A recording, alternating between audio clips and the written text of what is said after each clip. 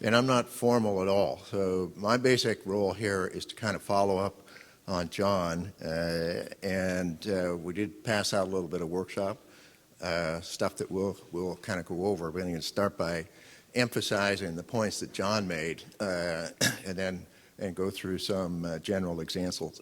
I'm a pediatric orthopedist, so I give you a perception from the point of view of being a pediatric orthopedist, and you can interpret that in the way that you want to. I'll just go here. I'm going to say again, credit has to go where credit is due, and Dror Paley, and with editorial assistance from John Herzenberg, who you just heard from. This book is precious. If you don't own one, I recommend you, and I recommend it to you that your library own it as well. And a lot of what I have to say is based on the principles that are pointed out in that. You've already seen this diagram, and it's very handy, and of course you want to become familiar with the mechanical axis and the joint orientation relative to the mechanical axis. I will point out we are cheating a little bit when we think of the mechanical axis going from the center of the femoral head to the center of the knee to the center of the ankle. Most anatomic studies show, except for anatomic variations, that's not true. And as John has pointed out, that mechanical axis from the middle of the head to the middle of the ankle is a few millimeters medial to the actual middle of the knee, however you define the middle of the knee.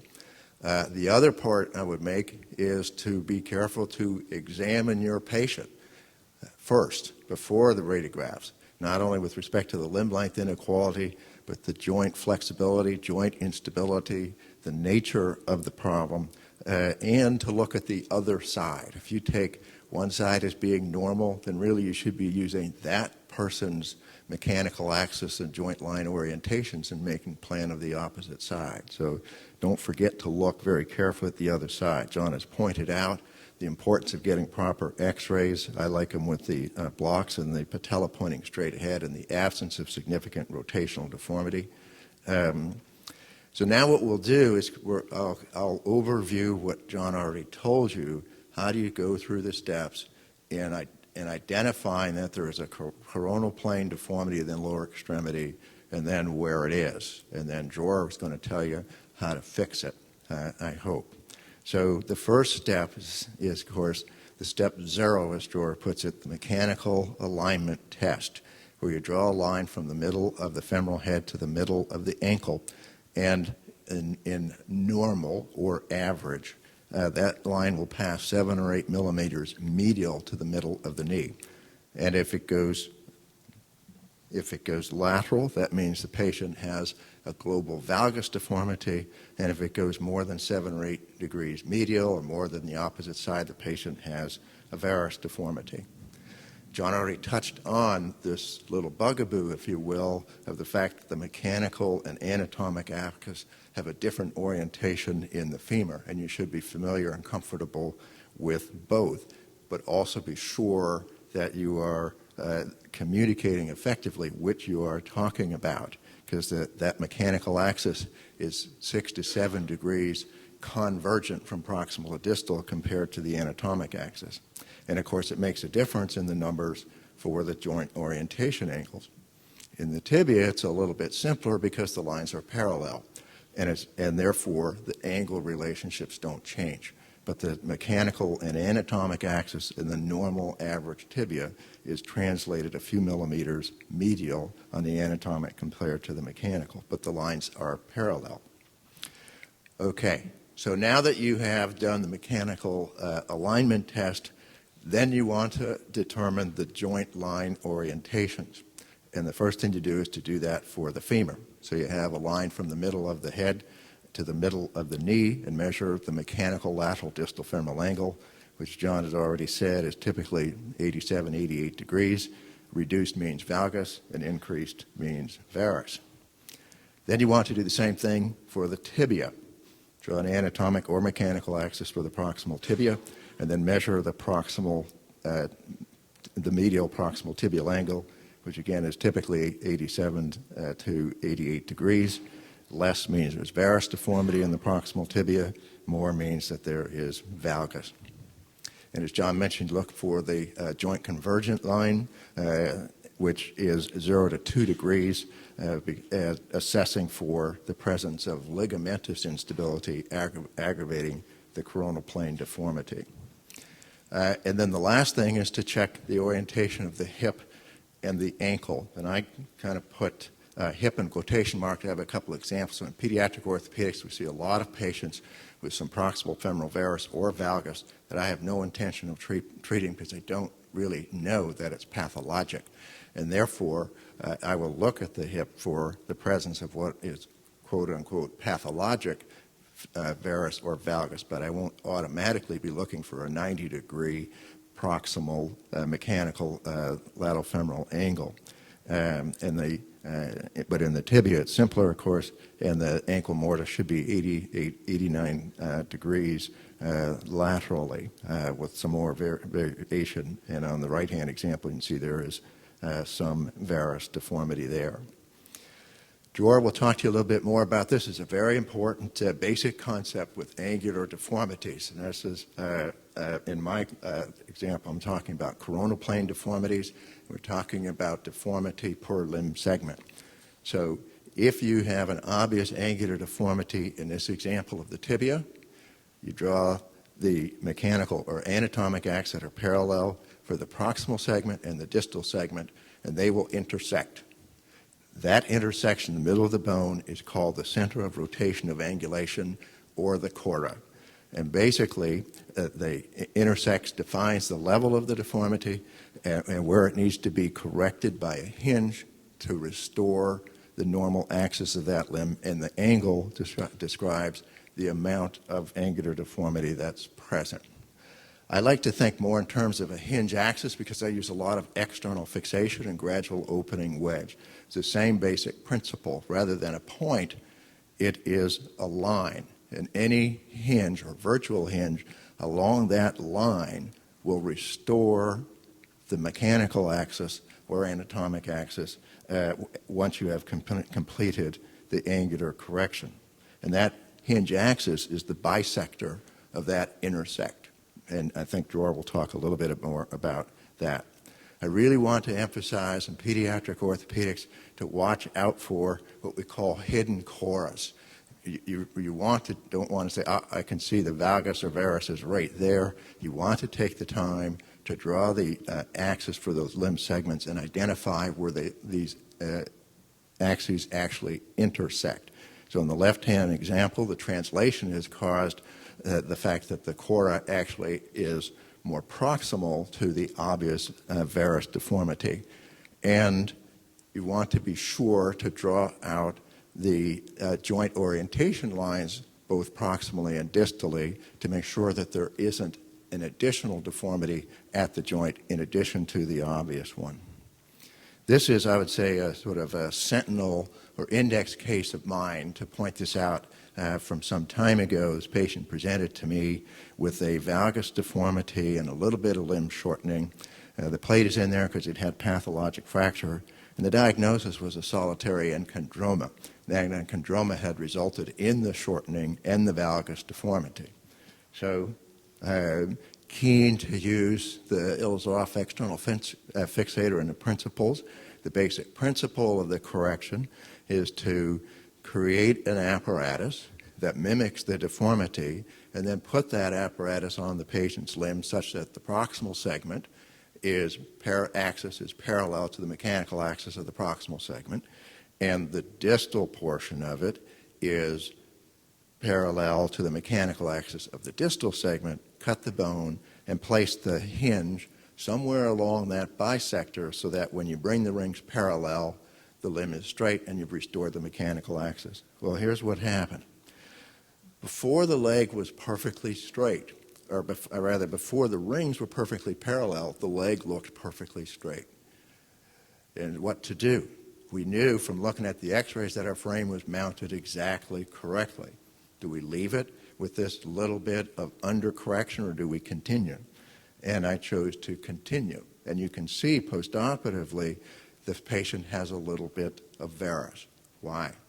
Because the patient's radiographs show pretty good restoration of the femur. If you draw out the lines for the femur, The joint line is parallel to the floor. The lateral femoral, distal femoral angle is normal, but the patient has a little proximal tibial varus.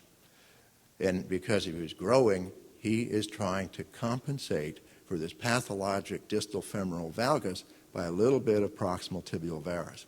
John hinted at it. I don't have any hard and fast rules about whether this needs an operation or not, but I can tell you what I do, and that is I am now experienced enough to recognize by going looking for it that deformity is there. And then I will tell the patient and the family that deformity is there. Because I've got two choices. One is to leave it undercorrected, and it can look perfectly fine. But what do I have? I have some residual distal femoral valgus. I have untreated proximal tibial varus to make it look good, and I have a joint that is not properly aligned on the mechanical axis. So that patient comes back to me and say, my knee hurts. I have two deformities, one that I left alone and one that I didn't treat.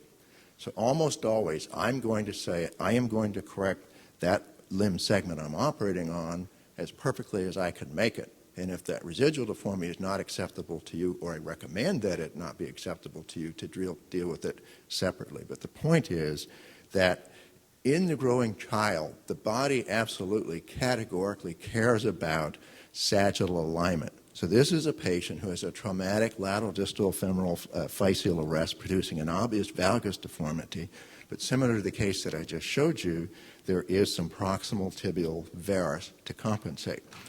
This is a patient with infantile Blount's disease, an attempted physeal bar resection and osteotomy with recurrent, obvious, and fairly severe varus deformity, but there is a compensatory distal femoral valgus deformity as well. And another patient, this is a post-sepsis destruction of the distal femoral physis with some destruction of the knee joint, an obvious distal femoral varus, but in addition, some partial compensatory proximal tibial valgus. So I can tell you in pediatric orthopedics, this is there all the time. John just alluded to patients with club feet. If you have any experience with club feet, those kids with club feet will quite typically, at their knee, have some valgus and recurvatum because they use their knee and proximal tibia to compensate for residual forefoot deformity down and in, get the foot plantigrade using their knee to do so on average. Okay, so this is case one. So basically what you should have done, and I don't have a high-powered computer, so I apologize for my pixel inadequacy in terms of putting things just exactly right, okay? But basically what you should have done, as you do for all lower extremity coronal plane analysis, is you decide where the center of the femoral head is, you decide where the center of the ankle is, and then you drew a line connecting them to do this mechanical alignment test. Now, when I draw that line in this example, that line basically goes through the lateral tibial spine. Is that roughly what people got? Or straight down the barrel? Okay, so what does that mean? Is there a mechanical axis deformity in this patient? By the diagram, the answer is no. The first thing I wanted somebody to say was, what's the other leg like? Because if the other leg is exactly like this, there is no deformity. That's number one. And this is within the range of normal. However, the average is a few degrees medially deviated. That suggests that there is a slight valgus deformity. Okay, not very much, but slight. Okay, now when you measured, so then the next thing you should have done was measured or draw a mechanical axis for each segment, center of the hip to the center of the knee, and from the center of the knee to the ankle to create mechanical axes for the femur and the tibia, and then measure the angles. So when you measure the mechanical lateral distal femoral angle, when I measure it, it comes out about 88 degrees. Is that what everybody got? Anybody get way off that? So in other words, that's normal, right? And the proximal tibial angle, also, the medial proximal tibial angle is also 88, 89 degrees. That's within normal range. Everybody agree on that? Anybody violently disagree? Okay, all right. So, well then, what is the explanation if I say to you that this patient's contralateral normal limb, the mechanical axis goes 8 millimeters medial to the notch between the tibial spines. What's the explanation for this person's valgus deformity? Anybody want to jump up and say? This is where the anatomic part fits in. There's a little bit of diaphyseal valgus deformity, right? If you tried to come right down the pipe of that femoral shaft with an anatomic axis, you can see there's a little bit of mid-shaft valgus. Everybody agree? Okay, no violent disagreements. Okay, well, here's another question. Well, if that's the case, how come the mechanical lateral distal femoral angle is normal? It ought to be in a little bit of valgus, commensurate with the valgus deformity. But it's not. And the reason it's not is that there is a compensatory metaphyseal varus deformity. If you very carefully plot out the distal segment, there'll be sufficient compensatory varus deformity of the distal femur so that the joint orientation is normal. But because the valgus deformity is further away, it's just a lever arm principle, because the valgus deformity is further away from that joint than the varus deformity, it moves the leg a little bit lateral. Obviously very subtle, but if you catch all this, then I would say to you, you got the basic principles. Okay. Does anybody have a question on this? Violent objections? Move on? Okay. So here we move on. Here's case 2. This is a patient who has a very substantial limb length inequality and valgus deformity from a traumatic distal femoral arrest. So that's case 2. And you're going to do exactly the same thing. Do the mechanical axis alignment test. And then you're going to draw a mechanical axis for the femur and the tibia and check the joint orientation lines. And then you're going to tell me where the deformity is. So I explained the nature. This is a post-traumatic distal femoral physeal arrest in a patient who has an obvious valgus deformity, right? When you did the mechanical axis alignment, you got a big-time valgus deformity, right? It's way, way off into valgus. So we know there's a big valgus deformity, okay? And then when you drew the mechanical axis for the femur by connecting the femur from the femoral head to the knee, there's a significantly reduced mechanical lateral distal femoral angle. So we know that there's femoral valgus, right? Okay. And when I draw out for the tibia, there's also a little bit of lateral closing, if you will, convergence through the knee, a little bit of valgus through the knee. But that, in mine, that only measures a couple of degrees. And the tibia is pretty much normal. Is that what everybody had, more or less? Okay, all right. So in this case, we're going to say the tibia is normal or nearly normal. There's a couple of degrees of valgus deformity through the knee joint, and most of it is in the femur, right? So now what we have to do is figure out, well, where is that deformity? Because it doesn't jump out to me. I can see a zag in that femur. I just know that it goes off to the side, right?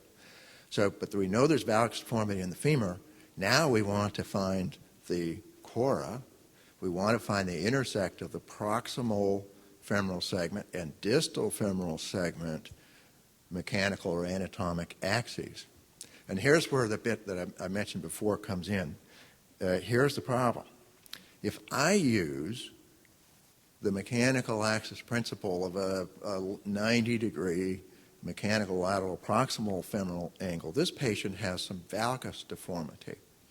So if I construct a proximal femoral mechanical axis using that 90-degree angle, I end up having a proximal axis that goes way, way off medial because of that deformity. So I have to decide, am I going to operate on that valgus deformity, produce a varus osteotomy, or am I going to ignore it in managing the distal femoral valgus? So if you choose to ignore it, when you say, okay, well, how am I going to construct an axis for the proximal segment? And I would tell you in this patient, I did ignore it, and I can tell you 15 years down the road, I've not regretted that in this particular one. But that's sort of the question you have to ask. So one is, you can basically used, if you will, with no disparaging comment, you can sort of cheat this business of saying, okay, the mechanical axis is going to go in this patient from the middle of the hip to the middle of the knee to the middle of the ankle. And therefore, the proximal segment is as I've drawn it there, and then you have to figure out a distal femoral segment. And there are three ways. John mentioned it. I think Joy will probably mention it again. How do you find the mechanical axis of a deformed distal femur? Well, one is to extrapolate from a normal proximal tibia, assuming that there's no deformity through the knee. That's one way.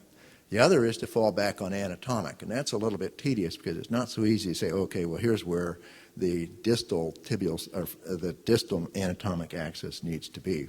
Or you can also go through the steps of defining the anatomic axis. There's no deformity along the shaft, drawing a line parallel to it that starts at the middle of the femoral head and then come in that 6 to 7 degrees convergence of mechanical to anatomic axis, which is the way that I tend to do that. And then you can find that core, the intersect of that blue and green and red line as the intersect for this deformity. And that's why I asked you not to get hung up on this, because you look at this femur, you realize there's a lot of valgus. The valgus is not coming from the proximal femur. There has been a lateral growth arrest deceleration thing. It's because it's in the physis. Okay. I think we got time to do one more really quickly. Okay. Case number 3, patient with Blount's disease.